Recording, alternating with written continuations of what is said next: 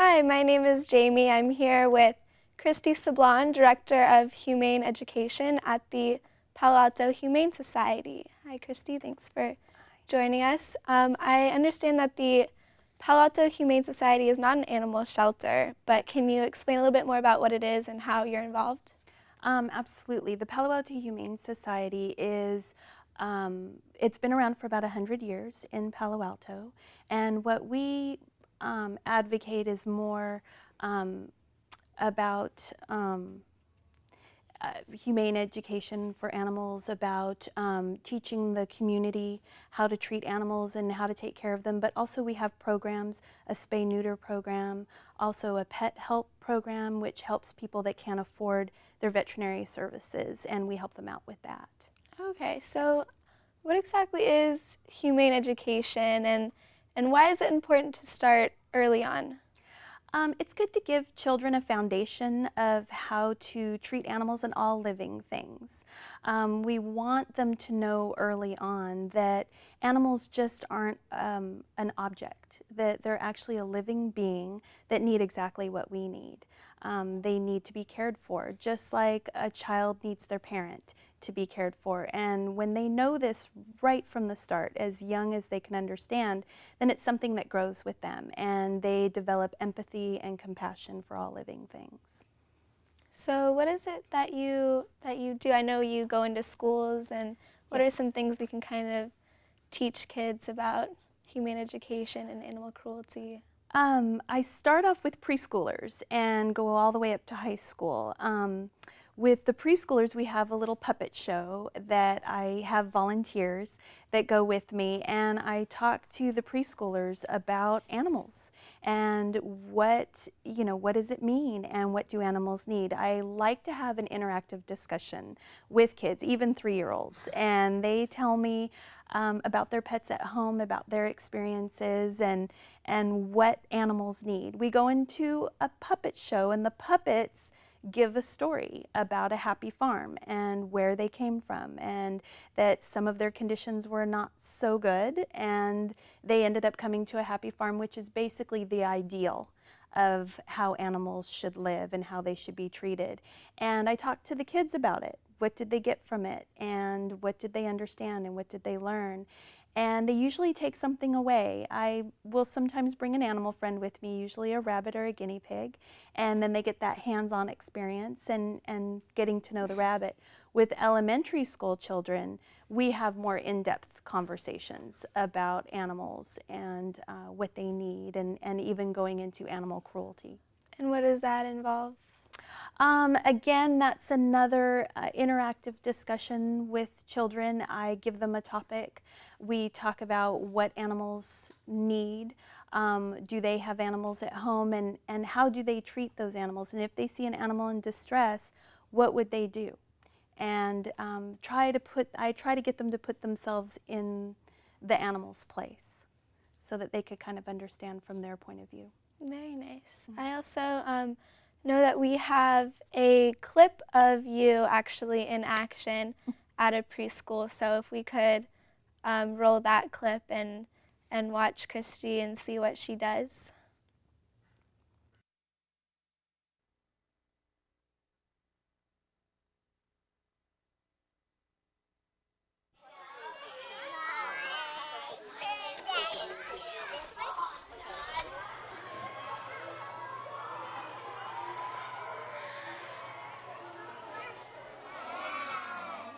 Is everybody sitting on their bottoms? Let me see. Very nice. Everybody has their listening ears on? Show me. Thank you. Very nice. Okay. Who was that? Who did you see there? Ah, there they are. Well, my name is Christy Sablon, and I'm from the Palo Alto Humane Society. And who can tell me, what is the Humane Society all about? Who can tell me what that is? Thank you, that's right, saving animals. And why is it that we're trying to save animals? What's important about animals? You have to save animals. You need to That's a nice answer. And why else would we be that some of them are endangered. Thank you. Yes, what's Because if you buy pets, you have to take care of them. excellent answer. Yes, we are responsible for taking care of them. Yes. You have to take care of them so We want to make sure animals are well taken care of, even if they are food for us, right? We still want to make sure that we treat them nicely. Yes, in the flower dress, sweetheart. What do you have to say? We need to take care of the animals. So the Humane Society, do you think our job is to make sure that everybody else takes care of their animals? Yeah. Do we watch out for the animals? Yes. Yes. If there is a sick or lost animal, who do you call? Animal rescue. That's right, you call Animal Rescue, you call the Humane Society, you call Palo Alto Animal Services. If you see a raccoon or a bird, you call Wildlife Rescue. There's lots of different places to call if you see a sick or injured animal or a lost animal. And we always want to make sure we take care of them. It's just like, what if you were lost and you were wandering down the street and you were very scared and wondering where Mommy and Daddy was? Wouldn't you hope that somebody very nice would call your mommy or daddy and say, they're lost, they need to find their way home? Yes, definitely. That's what our police officers are for, huh? And our firefighters. So that's kind of what we are for the animals. We watch out for them. How many of you have pets at home? Raise your hand. Very nice. Okay, everybody put your hand down. Everybody put your hand down.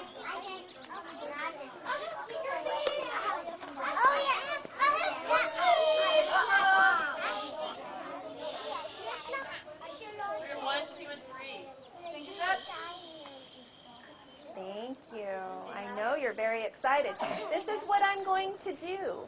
If you have a dog, I want you to raise your hand. Raise your hand if you have a dog. Don't say anything. Nope. Thank you. Okay, everybody put your hands down. If you have a bird, raise your hand. Who has a bird? Very nice. Okay, everybody put your hands down. If you have a cat, raise your hand. Very nice. Okay, put your hands down. If you have a rabbit, raise your hand. Very nice. Okay, put your hands down. If you have a guinea pig, please raise your hand. Not many no guinea pigs. Oh, well then our guinea pig, the friend who came to visit, will be a nice visitor for you guys to see. Very nice. Now, do you think animals need for us to take care of them? Yes? We've talked about that? Who can tell me? Well, yeah, fish. Very cool. If you have... No. Stop talking. Thank you. Just listening. Thank you. If you have something to say, please raise your hand. I'm asking a question. Thank you. Now, who can tell me, what do animals need from us to take care of them? Raise your hand. Raise your hand to tell me. Yes, sweetheart. Food. Yes, animals need food. Very good. What else do animals need? What, sweetheart? Nourishing things. Very good. Yes. What else do animals need? What, honey? Air. That's right. They do need fresh air. Very good. Yes, sweetheart. They do need water. What else do they need? Mr. A habitat.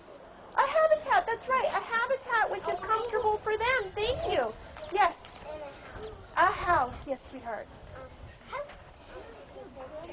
To take care of them. And also taking care of them. Hold on, sweetheart. Also to take care of them. Does that mean giving them lots of love? Yeah. Yes, that does. That means spending time with them and playing with them. And if it's a dog, training the dog so that the dog knows how he should act, right? That way he won't get in trouble. Yeah, but I can't play with my goldfish because then they might get sick. Well, that's true. Goldfish, you want to make sure that their aquarium is nice and clean, right? Very good. Thank you. So that's a little bit about what the Humane Society does. And what I'm hoping is that you guys will remember that and you'll tell your family and your friends and you'll let everybody know how important it is to take care of animals. Well, that was great. Thank you. I just wanted to know a little bit more about what drew you to do this for the Palo Alto Humane Society. Have you had experience in the past with rescue animals? I have. My background is actually in teaching. I have my degree in early childhood education. I've always been a preschool teacher, and I was always known as the teacher who had the animals in the classroom and was always the one that taught my kids to respect the ladybugs and the grasshoppers and the lizards that went through our garden. It was always something that was in me. I have grown up with animals. I've always loved animals, and I've volunteered with rescue groups in the past, and all of my pets have been rescue animals. I happened to stumble across the opening with the Humane Society and thought, what a perfect fit. I have a teaching background, my love for animals, and my background with animals. So I was fortunate enough that they thought the same thing. It was quite an interview process. They wanted to find just the right person that had the combination of skills and background that I have. And working with animals and children is a wonderful profession. I'm amazed that I'm paid to do what I do because it's something I would volunteer for. This is really a wonderful thing. That's great. It sounds like the perfect combination of two things that you love. Yes. Also, have you found that as a humane educator, are there any misconceptions about animal cruelty? What comes to mind first when I hear that statement is factory farms, which is a touchy subject. It's a controversial subject. And to me, the misconception would be that people maybe don't quite understand where their food is coming from. They go into the grocery store, it's nicely packaged in a really nice section of the grocery store. And I used to be that way. I'm currently a vegetarian, but my meat came from the grocery store. But unfortunately, what people don't understand is the animal cruelty that is happening to those animals before they make it into the grocery store, essentially. And the conditions that they're being kept in and how they're treated is really quite sad. Lots of organizations are coming out with undercover video that is showing that and showing people things need to change. You know, people are not all going to become vegetarians and vegans. We don't expect that. But what we hope for is that those animals that are being raised for food are treated humanely and that they actually have a quality of life. Are there certain companies that we can look for when we're shopping in the grocery store to know that this animal was grown humanely and feel a little bit better about what we're eating? It won't say specifically on specific labels, but companies, but what you can look for is organic.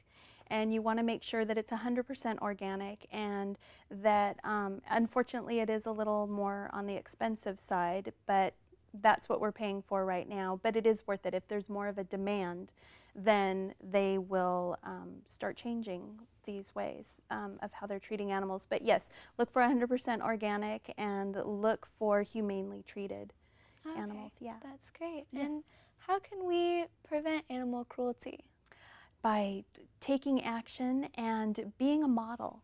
A lot of it is how we treat our own animals and how we treat the environment around us, just by treating local wildlife respectfully, treating our own pets and animals, and even if you don't have a pet, by treating all other living things in a compassionate way. But you can take action. If you see that a dog or a cat or any animal is being abused, it is against the law. You can call the police. You can report it. They will be investigated and charges will be brought against a person who is abusing an animal. Just today we found out about a priest who kicked a cat. And when you think of that statement, that a priest kicked a cat, it's kind of a strange statement. It's something to think about. Yeah. And that is being investigated currently.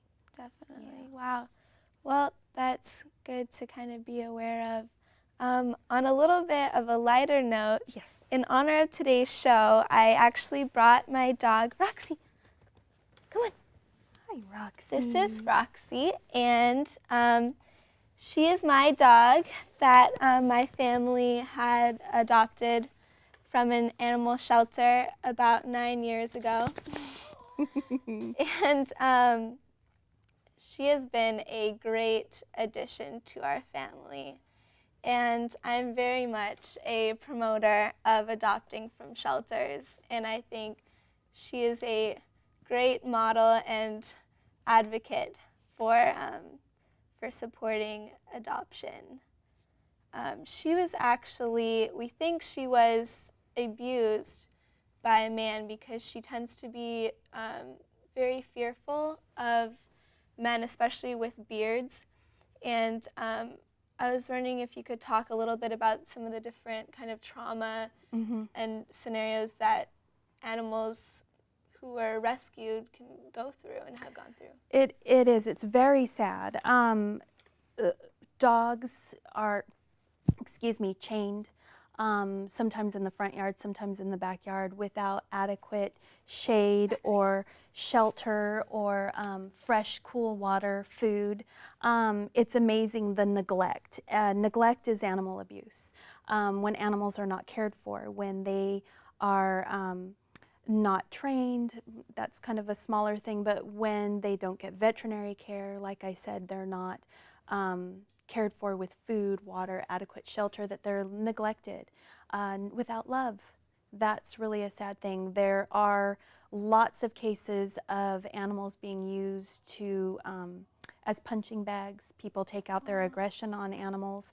Usually, if you see that an animal is being abused in that way, there's more abuse going on inside the home. There's maybe something going on with the family, with the children inside the home. So that's usually a big indicator if there's more abuse going on. So there is a link between human violence and the abuse of animals. Absolutely. There's a very strong link. Yes, there is. Where are you going, She's Roxy? very curious today. So, I mean, is there any other way? Can people kind of volunteer? Yes, absolutely. At their local humane societies, rescue groups, anything that they can do with animals. There's farm sanctuaries. Going and volunteering not only your time, but if you're able to give a modest amount, even $25 helps to feed, you know, a litter of kittens or some hens that were rescued. Donating blankets, old towels, food, all of those things are absolutely wonderful things. And then also spreading knowledge, you know, and I think talking to people and for other people to understand that, you know, treating animals humanely is not only talks about who you are as a person, but it shows, you know. And where can we find out more information? You could go to our website, the Palo Alto Humane Society. We have lots of links to all the different organizations in Santa Clara County, and maybe we could get you in touch with the right people for your area. That's great. Yes. Also, if you are inspired by this to kind of to go out and adopt an animal, I know we have a roll-in of different animals that are available for adoption.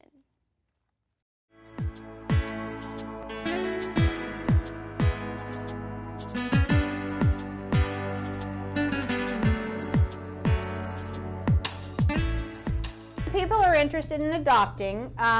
There's an application process, there's meeting the animal, there's meeting all the family members, and then the actual adoption. For the $100 adoption fee, what you get is all the animals are spayed and neutered, age-appropriate vaccinations, microchip, testing if they're young, they've been wormed.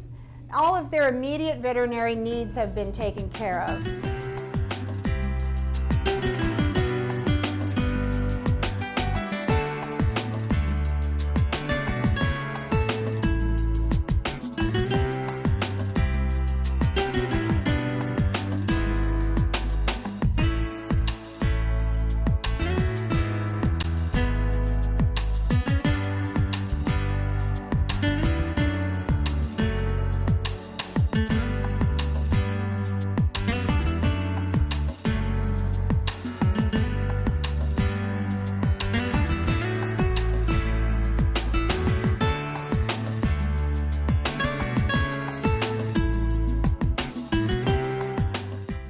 Right now our shelter is loaded with cats. We have close to 500 cats in the shelter. Not all of them are available for adoption right now, but we have close to 200 looking for homes right now.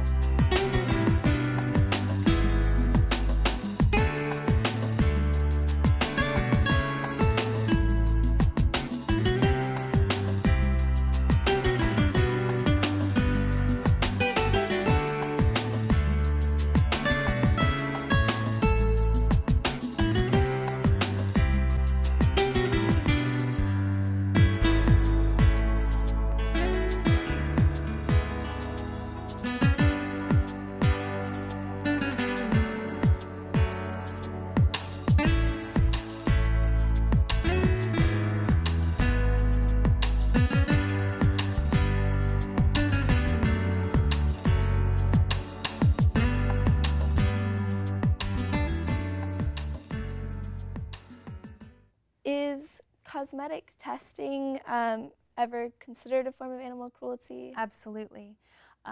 Animals are used in horrific experiments to see if, you know, your shampoo is going to irritate your eyes.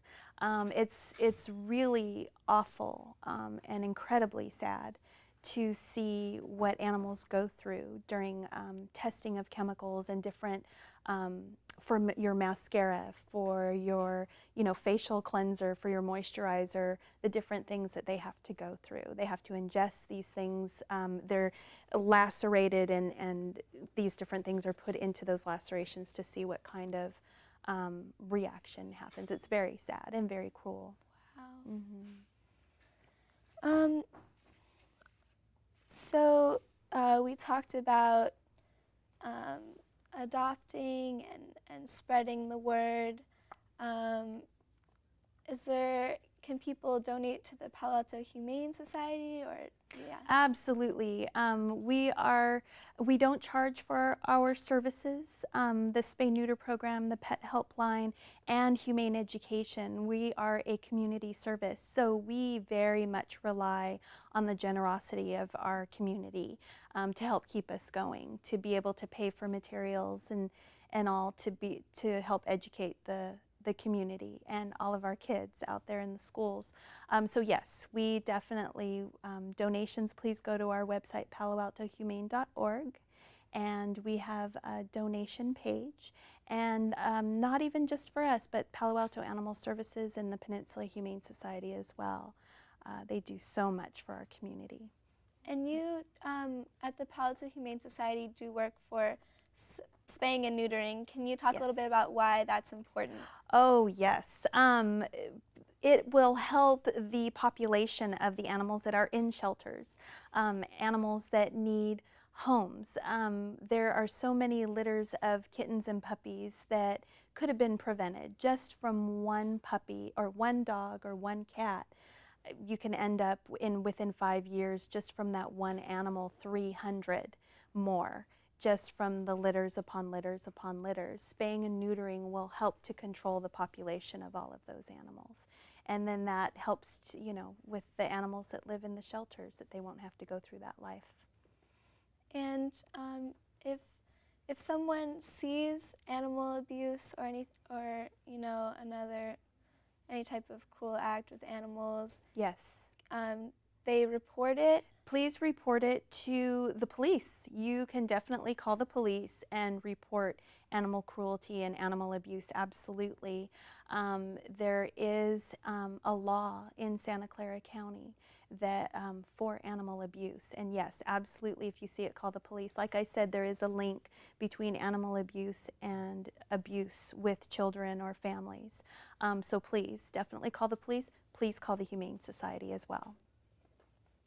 And can you talk a little bit about some of the upcoming events that are being put on by the Palo Alto Humane Society that we can look forward to? Yes, we have on October 2nd to celebrate World Animal Day.